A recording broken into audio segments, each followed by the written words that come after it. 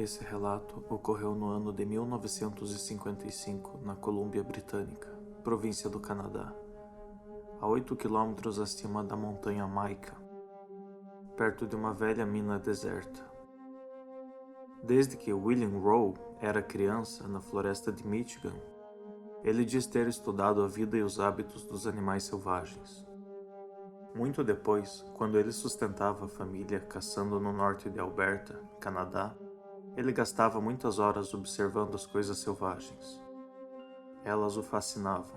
Porém, a experiência mais incrível que teve com uma criatura selvagem ocorreu perto de uma cidade pequena chamada Titjonicash, na Colômbia Britânica, alguns quilômetros a oeste de Jasper, Alberta.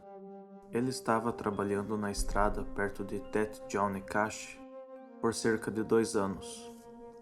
Em outubro de 1955, William decidiu subir uns 8 quilômetros para cima da montanha Mica para uma velha mina deserta, apenas para ter alguma coisa para fazer.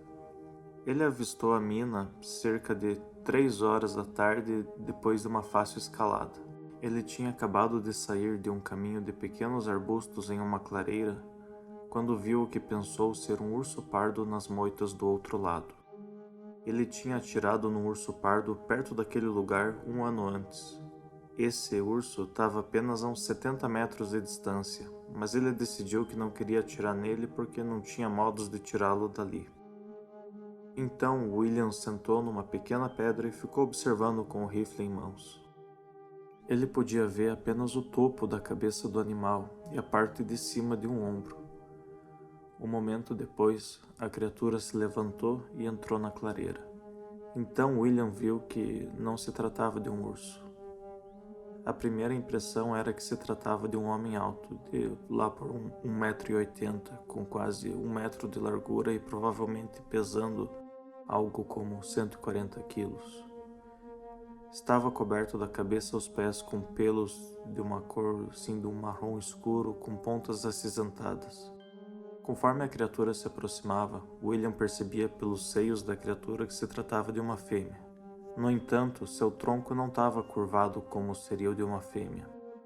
Ela era ereta dos ombros ao quadril. Seus braços eram muito mais grossos que de um homem e maiores, chegando quase aos joelhos. Seus pés eram mais largos que o de um homem proporcionalmente, sendo mais largos na frente e ficando mais finos junto ao calcanhar. Quando andava, colocava o calcanhar do seu pé primeiro e era possível ver sua pele marrom acinzentada nas solas dos pés. Suas unhas eram parecidas com a de um humano. A criatura veio próximo ao arbusto onde William se escondia, a uns 6 metros de onde ele estava, e se agachou. Com suas mãos, puxou os galhos do arbusto para si e tirou as folhas com seus dentes. Seus lábios se encurvavam com flexibilidade ao redor das folhas conforme as comia. A criatura estava perto o suficiente para que se notasse a cor branca dos seus dentes. A sua cabeça era mais alta atrás do que na frente. O nariz era chato e largo. Os lábios e queixo eram mais puxados para frente que o nariz, invocando uma imagem primitiva. O cabelo ou pelo cobria grande parte da criatura, deixando apenas claras as partes ao redor da boca, nariz e orelhas, fazendo com que lembrasse tanto um animal quanto um humano. Seus pelos não eram longos, não tendo mais que uns 3 centímetros, e os do rosto eram mais curtos ainda. As suas orelhas eram como as de um humano, mas os olhos eram menores e negros como os de um urso. Seu pescoço não era humano, era mais grosso e mais curto do que qualquer homem que William já tinha visto. Enquanto observava a criatura, William pensava se alguma companhia estava fazendo um filme naquele lugar e o que ele tinha visto pudesse ser um ator fantasiado. No entanto, conforme observava mais, ele decidiu que seria impossível falsificar tal espécime. Mais tarde ele descobriu que realmente não tinha nenhum tipo de produção no local e nem havia ninguém morando naquela região onde ele estava. Finalmente, a criatura selvagem parece ter sentido o cheiro de William pois olhou diretamente para ele através de uma abertura nos arbustos. Um olhar de espanto atravessou seu rosto. Pareceu tão cômico na hora que ele teve que sorrir. Ainda agachada, a criatura recuou alguns passos, ficou de pé e começou a andar rapidamente para o mesmo caminho do qual tinha vindo. Por um momento, olhou para o homem por cima dos ombros, enquanto ia embora, não exatamente com medo, mas como se não quisesse contato com nada que lhe fosse estranho. Até passou pela cabeça de William que, se atirasse na criatura, possivelmente teria um espécime de grande interesse para os cientistas. Ele já tinha ouvido histórias sobre o Sasquatch, os gigantes peludos dos mitos indígenas da Colômbia Britânica, os quais muitos alegam ainda estarem vivos. Ele disse a si mesmo: talvez fosse um Sasquatch. William Rowe chegou a levantar o rifle enquanto a criatura ia embora e voltava a olhar para ele, mas abaixou a arma. Ele sentia agora que a criatura era um ser humano e que ele nunca se perdoaria se a matasse. Assim que chegou ao caminho do qual tinha saído, a criatura voltou a olhar para trás e fez um som peculiar, que parecia uma mistura de risada e linguagem. Algo que só podia descrever como uma espécie de relincho. O Sasquatch foi se afastando e William olhou mais algumas vezes para ele enquanto seguia o caminho, tendo o ser emitido o estranho som que parecia um relincho mais uma vez antes de desaparecer para sempre. Curioso, William ainda quis descobrir se o Sasquatch vivia apenas de vegetação ou comia carne também. Então ele procurou por sinais ali naquela área. Ele não conseguiu achar pelos ou restos de insetos. Ele imaginou se tratar de uma criatura vegetariana. O homem também alega ter achado o local onde a criatura devia ter dormido recentemente, sob uma árvore. É uma região fria, especialmente naquela época, e não havia nenhum sinal de fogo ou de qualquer ferramenta. William Rowe era um observador da natureza, respeitado nessa área, sendo conhecido o fato de trocar correspondências com zoólogos para trocar informações a partir de suas observações de búfalos. O próprio relato dele, do Sasquatch, indica preocupação em se ater à anatomia e mesmo aos hábitos da suposta criatura. Outro fato relevante é que essa história se deu em 1955, 12 anos antes da mais famosa filmagem do Sasquatch, que é o filme Patterson-Gimlin, de 67, o qual impulsionou o mito até a grandeza que tem hoje. Não há meios de comprovar um relato dessa natureza, mas ele permanece como um importante relato na história da busca pelo Sasquatch, que perdura até hoje, reunindo um sem fim de relatos, fotos, vídeos e supostas provas.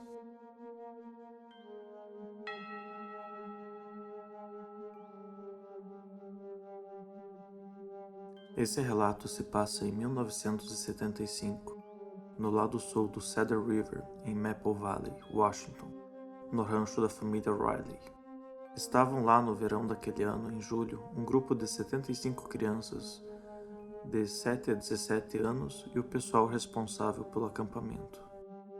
Os campistas saíram de uma grande área de pasto para uma trilha que era cheia de arbustos, de amoras e arborizada com alguns amieiros.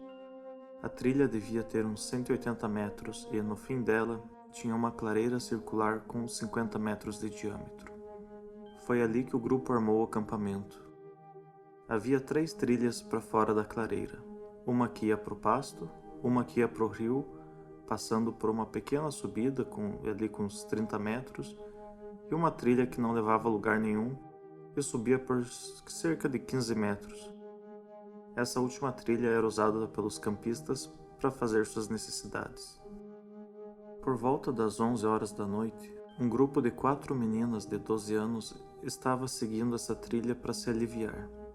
Então, do fundo dos arbustos de amora, elas ouviram alguma coisa se movendo. Soava como se fosse um animal se movimentando um pouco e depois parando. Elas puderam ouvir galhos e gravetos quebrando, mas não podiam entender o que era por conta do denso matagal que havia ali. Nenhum humano podia se aventurar naquela parte sem ficar muito arranhado. Elas ficaram escutando por um tempo e perceberam que o que é que fosse que estava se mexendo estava se aproximando delas, mas ainda estava um tanto longe. Assustadas, elas correram de volta para os sacos de dormir. Havia um grande círculo de garotos nos seus sacos de dormir e o grupo dessas meninas estava com seus lugares alocados perto da trilha do banheiro, da qual elas haviam retornado. As meninas ficaram nos sacos de dormir e podiam ouvir o animal chegando mais perto. Uma das meninas saiu dali e foi para o centro do círculo das meninas, caindo logo no sono. Mas uma das suas amigas não dormiu tão facilmente. Essa amiga, Jane, relata que enquanto ela estava acordada, deitada, a tal criatura saiu dos arbustos e não estava sozinha. Eram duas criaturas. Elas se comunicavam fazendo sons leves e parecidos com os feitos por pombos. Jane estava encolhida dentro do saco de dormir com a cabeça entre seus braços e petrificada pelo medo. Ela não conseguia olhar o que é que estava ali perto dela, pois tinha medo do que poderia ver. Ela disse que as duas criaturas se movimentaram por todo o acampamento. E se alguém se mexesse dentro do saco de dormir, as criaturas paravam seus movimentos e sons.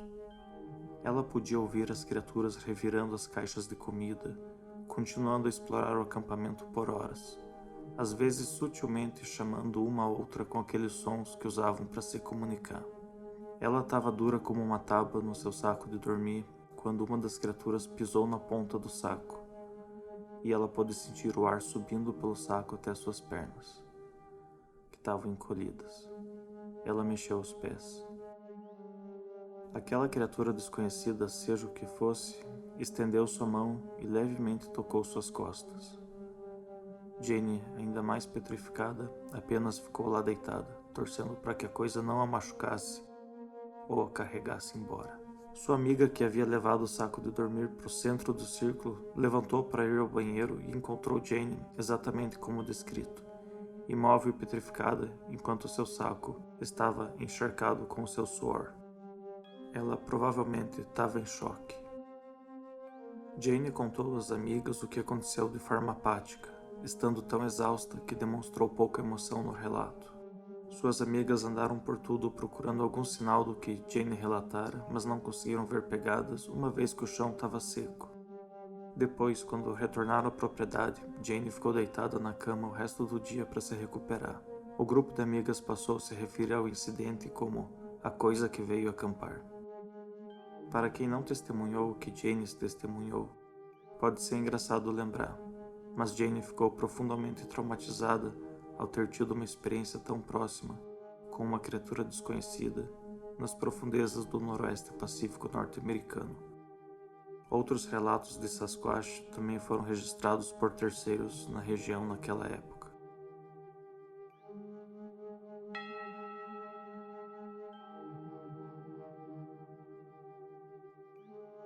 Fazendas e pomares preenchem o longo e empoeirado vale central da Califórnia, e logo ao leste de Fresno está o Lago Avocado. Em uma noite de 2017, um fazendeiro local chamado Keith percebeu alguém se esgueirando perto dos seus caminhões de trabalho colina abaixo. Ele puxou seus binóculos e viu uma cabeça saltar por trás do caminhão. Então Keith gritou para ela, mas não teve resposta. A cabeça começou a olhar ao redor do caminhão de novo e logo outra cabeça saltou no outro lado do caminhão. Keith pegou sua arma e ameaçou atirar, a não ser que se identificasse. Novamente sem respostas, então ele disparou 2 tiros de aviso. O par saiu correndo. Keith subiu na sua caminhonete para alcançá-los.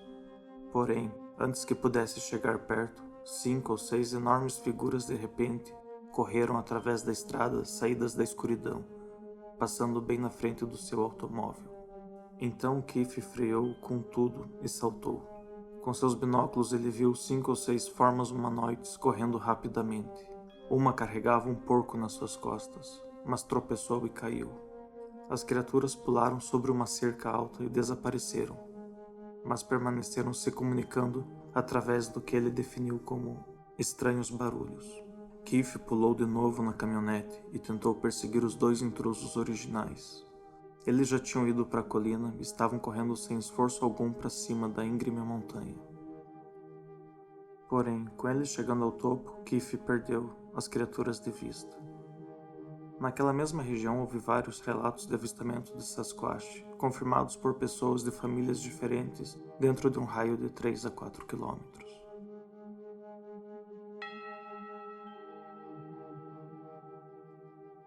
Quando um caçador fala abertamente sobre seu avistamento de um Sasquatch, provavelmente se trata de uma história convincente. É o caso dessa história contada por Zack, do estado de Michigan. Foi numa noite de novembro de 2015 que esse caçador chamado Zack estava visitando um dos seus locais favoritos de caça. Era 4:30 da tarde e estava ficando escuro já. Ele queria mais tempo para caçar um cervo, então ele se dirigiu a um dos seus locais mais confiáveis em uma encosta. Ele subiu metade do caminho na colina íngreme e se posicionou no chão, atrás de um grande toco de árvore. Ele esperou pelos cervos neste local, segurando sua espingarda calibre 12, conforme o anoitecer se aproximava. Conforme passavam os minutos, um estranho silêncio cobria a paisagem. Saindo do canto da sua vista, surgiu uma forma com mais de 2,5 metros e negra como breu. Essa sombra se locomoveu com passos enormes e parecia que estava em uma rampa subindo para o topo da colina. Tão facilmente ele fazia aquele caminho. Aquilo cheirava terrivelmente mal, como carne apodrecendo e uma matilha de cachorros encharcados. Zack havia visto ursos na área, mas aquilo lá não era urso nenhum. Quando a criatura atingiu o topo, ela estava a apenas 13 metros de Zack e do seu toco. Então a criatura virou. O caçador ficou imóvel, congelado em medo. A coisa olhou diretamente para ele por 10 segundos inteiros. Eles fizeram contato visual. A adrenalina de Zack disparou. Ele estava paralisado, completamente inapto para usar sua arma caso precisasse. A visão de Zack ilustra uma figura notável. O Sasquatch estava coberto em pelos e era musculoso como um fisiculturista. Seus braços eram longos e fortes. Ele poderia arremessar um urso pardo e fazer os braços de Hulk Hogan parecerem insignificantes, diz o testemunho. O peito e o tronco eram largos como uma poltrona. Sua face era coberta por pelos, e os olhos eram de um verde amarelado e pareciam doentes. Seu nariz era afundado e largo, com narinas rosadas como chiclete. Ele chegou até a ver a genitália da criatura, concluindo que se tratava de um macho. Depois dessa breve observação entre os dois, a criatura seguiu seu caminho para o topo da montanha e para dentro da escuridão. Zack sentou imóvel por alguns minutos antes de fugir para o seu carro. Quando ele chegou a um local seguro, ele colapsou e vomitou por 6 minutos seguidos. A visão do Sasquatch deixou Zack fisicamente trêmulo e emocionalmente drenado. Ele passou a acreditar totalmente na existência dessa criatura.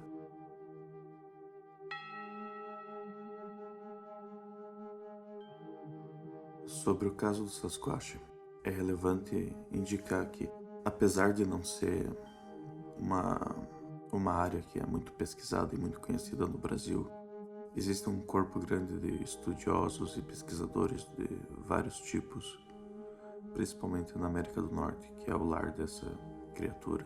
E apesar de ter se tornado, talvez pelo apelo psicológico do gigante selvagem, do arquétipo do gigante selvagem, do homem selvagem, apesar de ter se tornado uma coisa bastante popular na cultura, que você encontra em jogos, desenhos, filmes, existe todo um plano de fundo de supostas evidências que vão de filmes, pegadas, tem bastante argumento sobre a questão do DNA ultimamente, e existe muito material de pesquisa e muitas coisas interessantes que fazem você pensar e considerar a existência dessa criatura. Um caso interessante é o do próprio filme Patterson Gimli, de 1967, que é aquele filme clássico onde o Sasquatch passa pela imagem e olha para trás. Ele foi filmado naquela época por Roger Patterson e Bob Gimlin, que estavam pesquisando justamente o Sasquatch e a cavalo, numa área bem remota. Acabaram encontrando aquela criatura. Quem estava com a câmera caiu do cavalo e correu atrás dela, mas a criatura já estava longe e andava muito rápido. E até hoje existem discussões sobre a veracidade desse filme, com Bob Hieronymus clamando que era ele numa fantasia, passou num detector de mentiras com essa alegação, mas ao mesmo tempo Patterson e Gimlin também passaram num detector de mentiras antes de participarem de um programa de televisão com sua versão da história. E o grande argumento está que na época os trajes de cinema não eram tão avançados para fazer uma criatura daquele tipo ganhar vida. O movimento da criatura também é muito diferente.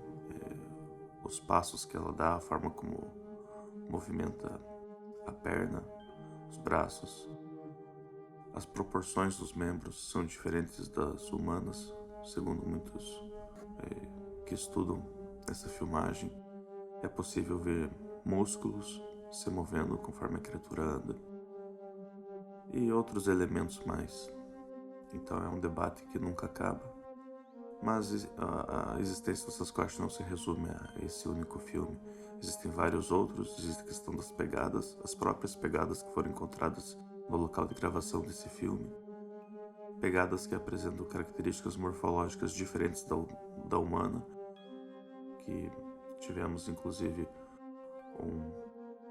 um famoso PhD nessa parte de anatomia do pé, que fez observações bastante contundentes sobre a morfologia desse pé, que apresentaria o que eles chamam de metatarsal break, que é uma coisa que não se vê em humanos, ou seja, a pisada é diferente, ela tem um ponto de apoio diferente, a morfologia do pé é diferente. Teve um caso de uma pegada de um suposto Sasquatch que tinha uma deficiência no pé e analisando pela morfologia, se ele fosse deficiente daquela forma, o pé ficaria exatamente como estava na pegada, ou seja, a pegada apresentava uma medida bem acurada do que deveria ser naquele caso. Os avistamentos são muito frequentes, principalmente no noroeste pacífico norte-americano, que é a região que pega ali Washington e outros estados, mas também é visto em várias outras partes da América do Norte. Então fica um mistério, e com certeza eu poderia falar muito sobre esse tema, que eu pesquisei bastante, mas aqui é só uma pequena consideração sobre ele. Então, para quem tem interesse em criptozoologia, é um dos tópicos mais fascinantes de estudo, uma vez que é o que mais conta com provas, relatos e material para estudos mais aprofundados.